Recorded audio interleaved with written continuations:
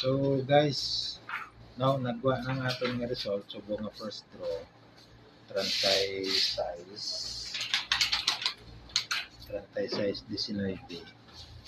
So let's go. Proceed ta sa second draw karon alas 3 no.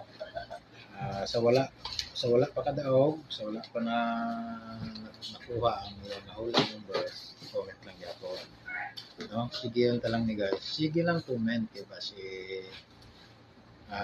magkuha ang imo nga nahula number. So sa aton ba lang nga roles, no? One comment lang ang valid.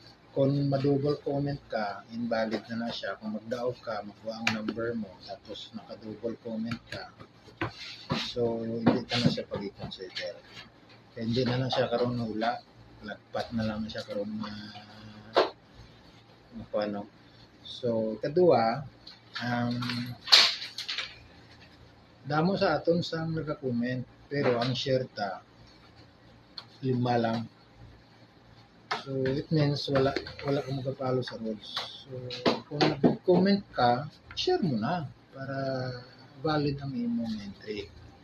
Kaya basi magwain mo number tapos wala ka nag-share, may ka man lang nag-like, then nag-comment ka pero nagwain mo number pero wala ka nag-comment sa rules, hindi ka gyapon, invalid gyapon, ha. So dapat naka-like, nag-share mo, tapos comment mo ang imong number pag nagwa, ikaw na. Okay, so let's proceed karon sa alas 3. Wala punta naman ang madro karon.